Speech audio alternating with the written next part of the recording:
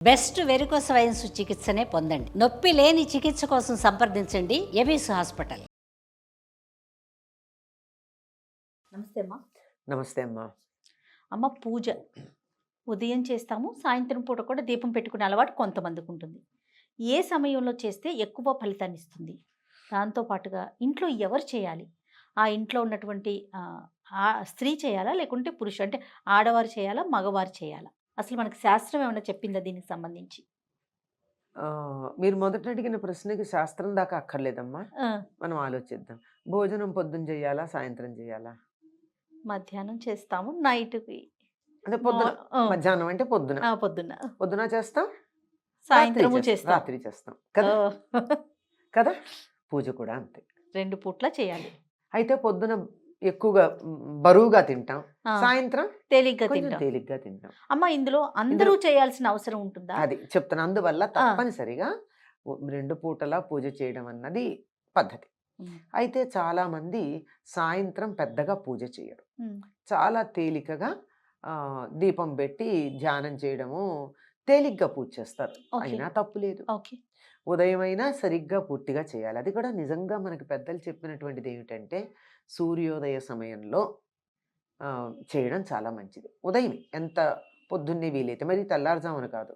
ఒక కార్తీక మాసం, ధనుర్మాసాల్లో తప్ప మిగిలిన సమయంలో తెల్లారుజామున చేయాలని ఏం చెప్పలేదు. అప్పుడు ధ్యానాలు అవి చేసుకోమన్నారు. పూజ మాత్రం సూర్యోదయం తర్వాతే. అందులో సంధ్యావందనం చేసేవాళ్ళు వాళ్ళు కూడా సూర్యోదయ సమయానికే చేయాలని చెప్పడం జరిగింది. ఉమ్, కనుక ఆ సమయాలు చికాకుగా ఉంటాయి. ఉమ్, సాధారణంగా పిల్లలు ఉంటే, జ్వరం వచ్చిన వాళ్ళు ఉంటే, పిల్లలు ఏడిచే టైం అదే కదమ్మా. అవును. అసలు సంధ్య వేళ పొద్దున కొంచెం బాగానే ఉంటారు, కానీ సాయంత్రం అసలు సంధ్య వేళ అయితే పిల్లలు ఏడుస్తారు. రోగం వచ్చిన వాళ్ళు చికాకు పడుతూ ఉంటారు. ఇంట్లో కాస్త మానసికంగా సరిగ్గా లేని వాళ్ళు పిచ్చి పిచ్చి మాటలు మాట్లాడుతూ ఉంటారు. ఇవన్నీ ఉండే సమయాలు. కనుక ఈ సమయంలో మనం దైవం మీద దృష్టి పెట్టడం గనక ప్రారంభించినట్టయితే ఇవన్నీ సర్దుబాట్లు అయిపోతాయి, మొదటి నుంచి అది అలవాటు చేస్తే. ఆ, ఆ, అందుకని సంధ్యా సమయంలో దీపం పెట్టడము, ప్రార్థన చేయడము. అందరూ దీపం పెట్టక్కర్లేదు కనుక ఒకళ్ళు దీపం పెడితే మిగిలిన వాళ్ళందరూ అక్కడ కూర్చొని దండం పెట్టుకోవడము, తోచిన నామం చదువుకోవడము, స్తోత్రాలు చదువుకోవడము, మొత్తానికి దైవ ధ్యానంలో సమయం గడపమని చెప్పారు. ఆ. ఉదయం సాయంత్రం కూడా. మీరు ఇంకోటి అడిగారు, ఆడవాళ్ళు చేయాలా, మగవాళ్ళు చేయాలి? అయితే దానికన్నా ముందు ఉమ్. కొంతమంది కొన్ని మాటలు నేను విన్నానమ్మా. కొన్ని కమ్యూనిటీస్ మాత్రమే పూజ చేయాలి, నిత్యం పూజ, అందరూ చేయాల్సిన అవసరం లేదు. ఉమ్. అంత ధూప దీప నైవేద్యాలు పెట్టి ఉమ్. అంత పూజ చేయాల్సిన అవసరం అందరికీ లేదు. కొన్ని కమ్యూనిటీస్ అంటే బ్రాహ్మణ కమ్యూనిటీ మాత్రమే చేయాలి అనేది విన్నానమ్మా. అది కరెక్టేనా? తప్పమ్మా. ఎవరైనా చెయ్యాలి. అందరూ చెయ్యొచ్చు. అయితే ఉదాహరణకి ఇప్పుడు పొలంలో పనిచేసుకోవడానికి వెళ్ళే వాళ్ళు ఉన్నారమ్మా. పొద్దున ఇప్పుడైతే 10 నుంచి 5 దాకా ఎండలో చేస్తున్నారు, కానీ పూర్వకాలం అయితే తెల్లవారుజామున తెల్లవారుజామున. వెళ్ళి 9, 10 కల్లా ఎండ వాళ్ళకి లెక్క, పొద్దెక్కడమే లెక్క. పొద్దెక్కే టైంకి ఇంటికి వచ్చి మళ్ళీ తర్వాత 4ంటికి వెళ్ళి పొద్దుగుకే టైంకి ఇంటికి రావడం, అలా చాలా చల్లబాటు వేళ శరీరం అలసిపోకుండా చక్కగా చేసుకునేవాళ్ళు. అట్లాంటి వాళ్ళని నువ్వు షోడశోపచార పూజ చెయ్యి అంటే కుదరదు గనక వాళ్ళు చెయ్యకపోయినా పర్వాలేదన్నారు. ఖాళీగా ఉన్నప్పుడు చేసుకోవచ్చు. అంతే తప్ప వాళ్ళు చెయ్యకూడదు అని కూడదని కాదు. లేదు. Assumption is different from banning. Yes. ఈ రెండింటికి మధ్య ఉన్న డిఫరెన్స్ తెలియక చాలా ప్రాబ్లమ్స్. ఆ, exempted is different, banned is different. yes. చెయ్యొద్దు అని ఎక్కడా చెప్పాల. చక్కగా చేయొచ్చు, అందరూ చేయొచ్చు. అసలు కమ్యూనిటీస్ అంటే అందరూ చేయాలమ్మా. ఉమ్, ఇప్పుడు వీళ్ళు అన్నం తినాలి, వీళ్ళు అన్నం తినకూడదు అని ఎవరి గురించి చెప్తున్నారమ్మా? ఉమ్, శరీరానికి ఆహారం ఎంత అవసరమో మానసిక ఆరోగ్యానికి ధ్యానము, పూజ అంత అవసరం. ఎవరికి అక్కర్లేదు? అందరూ చేయొచ్చు. కాకపోతే వాళ్ళు చేసేటటువంటి పనులను బట్టి, వాళ్ళకున్న వృత్తి ధర్మాలను బట్టి వెసులుబాట్లు కలిగించారు, ఉమ్, కొన్ని రకాలైనటువంటి సౌకర్యాలు కలిగించారు, కొన్ని రకాలైన ఇబ్బందులు లేకుండా మీరింత మాత్రం చేసినా చాలు అని చెప్పి వాళ్ళకి ఎగ్జామ్షన్ ఇచ్చారు. ఎగ్జంప్షన్ ఇచ్చారు, అంతే. అంతే తప్ప ఇది వీళ్ళే చేయాలి, ఇది వీళ్ళు చెయ్యకూడదు చెయ్యకూడదు అన్నది లేదు, నియమం లేదు. ఏమీ లేదు. తప్పనిసరిగా అయితే ఈ చెయ్యగలిగినటువంటి చెయ్యవచ్చని చెప్పిన కమ్యూనిటీస్ అని చెప్పారే, వాళ్ళు కూడా రోజు చేస్తున్నారా అమ్మా? అంటే ఉన్నమాట సత్యం అదే, మాట్లాడుకోవాలి ఎప్పటికి అదే. కూడా.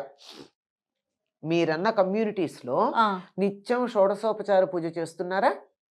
అది ప్రశ్నించుకోవాలి, ఉమ్. ఆలోచించుకోవాలి. అది ఈ మాటలు మాట్లాడేవాళ్ళు ఇవన్నీ కూడా ఆలోచించాలి కదా. తొందరపడి మాట అనడం చాలా తేలికమ్మా. తర్వాత ఈ చేసేవాళ్ళు రోజు స్నానం చేసి వంట చేసి చేసినటువంటి వంటని దేవుడికి నివేదన చేసింది మాత్రమే తినేటటువంటి వాళ్ళు ఉన్నారా? అందరూ కొద్దిమంది ఉన్నారు, లేరంటల్లా. అందరూ లేరు కదా. అవును. ఏదన్నా అంటే మా ఉద్యోగం, మా ధర్మం అని అంటున్నారు. అందువల్ల ఇది సమాజాన్ని విడదీసి ఏదో రకంగా ముక్కలు చేసి ఒకళ్ళ మీద ఒకళ్ళని ఉసిగొల్పడానికి చేసేటటువంటి ప్రయత్నాల్లో భాగం తప్ప ఇది నిజంగా ఎక్కడ లేదు. వీళ్ళు చెయ్యొచ్చు, వీళ్ళు చేయకూడదని లేదు. ఎవరికి వీలైనట్టు వాళ్ళు చెయ్యొచ్చు. ఆ కుమ్మర భీముడు ఉన్నాడే, అన్నమాచార్యులు పూజించినటువంటి అతను దేంతో పూజించాడు? రోజు కుండలు తయారు చేస్తూ ఆ కుండలు చేసిన తర్వాత వచ్చేటటువంటి మట్టి చివరిగా ఉన్నటువంటి దాన్ని ఇట్లా చేతులు నలిపేస్తే చివరి మట్టి కొంత వస్తుంది. ఆ మట్టితో చిన్న చిన్న పువ్వులు చేసి ఈ పూలని ఆయనకి అర్పించాడు.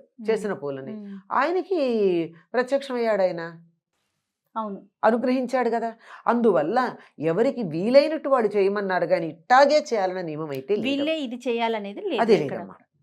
అతన్ని మామూలు పూలు దొరికితే వెళ్ళి పూలు తీసుకొచ్చి దేవుడికి పెట్టకూడదని చెప్పలేదే అతనికి.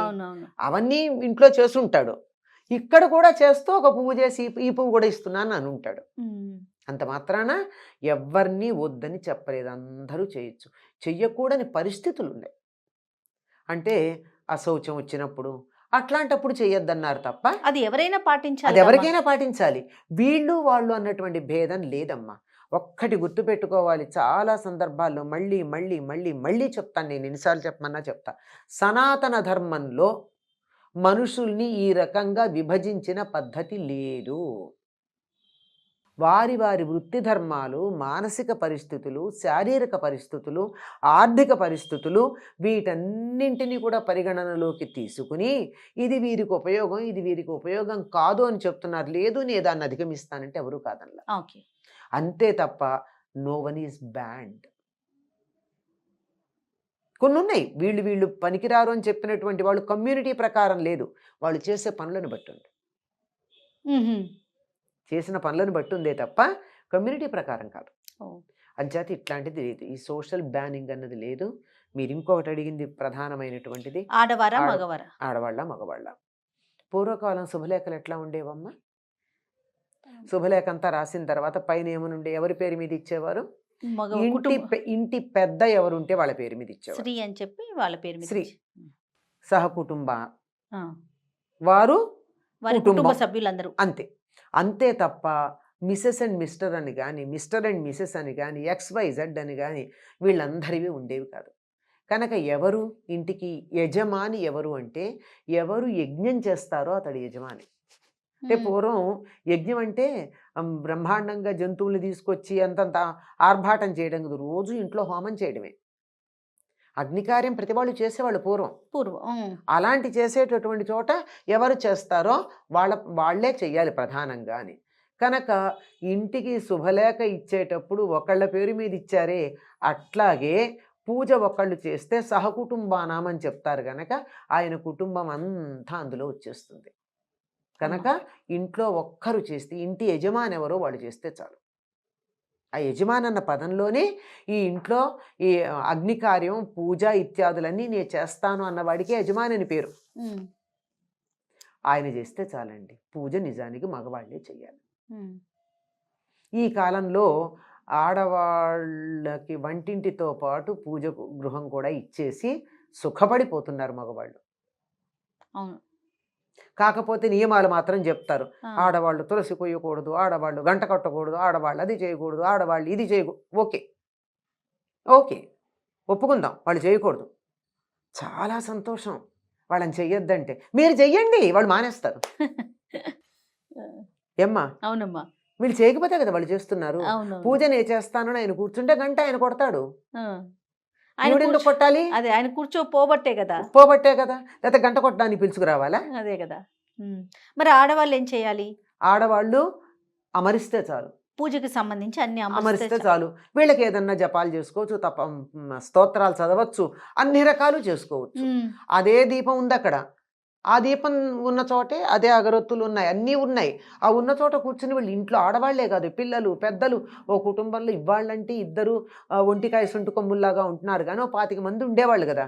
ఇంతమంది ఉంటే ఏం చేసేవాళ్ళమ్మా? అందరూ పూజ చేసుకోవాలని ఉండదు, ఎవరికి వాళ్ళకి ఆత్మోద్ధారణ కావాలని ఉండదా?